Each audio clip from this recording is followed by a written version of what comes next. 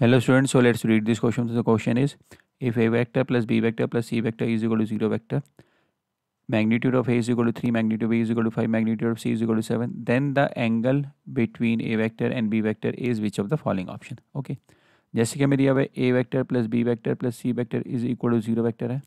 सो इसका मतलब है कि जो उसका स्क्वायर है a vector plus b vector plus c vector, मतलब आप लेंगे तो अगर आपका स्क्वायर करेंगे, स्क्वायर का मतलब है कि अगर आप इस, या ये भी कह सकते हैं कि अगर मैं डॉट प्रोडक्ट किसका, इन दोनों का ले लूँ आप, ए बी सी का सम का, तो ये equal to zero vector dot zero vector, जो कि जीरो ही आ जाएगा.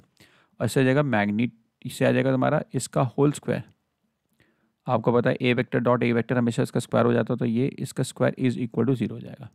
ना आप इसको एक्सपेंड करते दे जाएगा मैग्नीट्यूड ए का स्क्वायर प्लस मैग्नीट्यूड बी का स्क्वायर प्लस मैग्नीट्यूड सी का square is equal to 2a dot B plus 2b dot सी.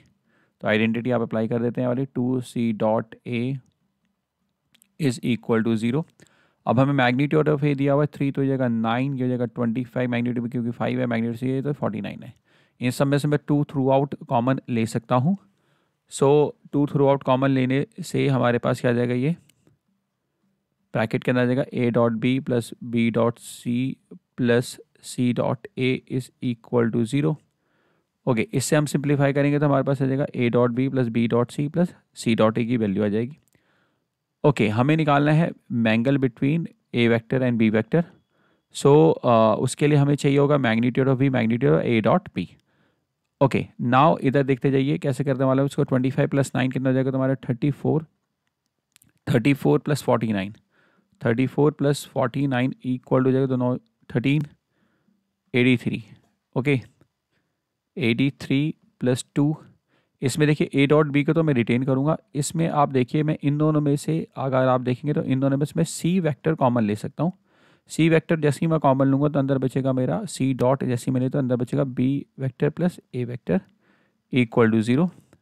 ठीक है, सो ये हो जाएगा. फिर इसके बाद 83 प्लस 2, अच्छा ए डॉट बी को तो एज इट इज रखेंगे. यहाँ पे आप देखिए सी डॉट, अब यहाँ पे ना माइनस सी लिख सकता हूँ, so minus C vector. Why so? Because हमारे A plus B plus C zero है.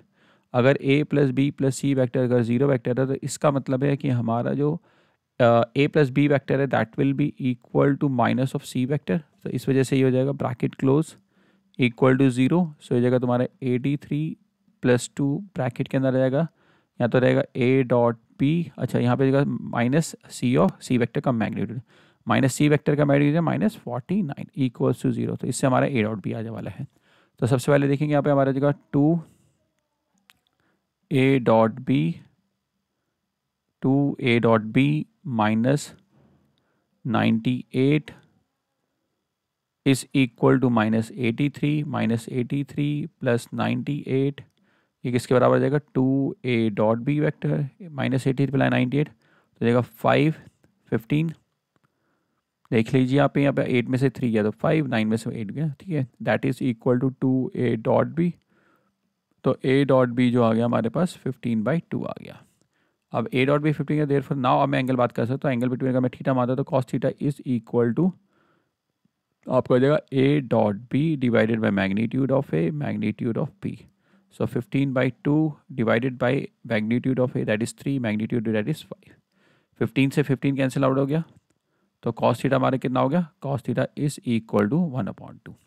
अब 1/2 आया है हमारे पास, तो थीटा कितना हो जाएगा तुम्हारा, theta will be equal to π/60 degree. तो π/3 is the final, that's why the option 4 is the correct option. बच्चों I hope you understood it well. Best of luck.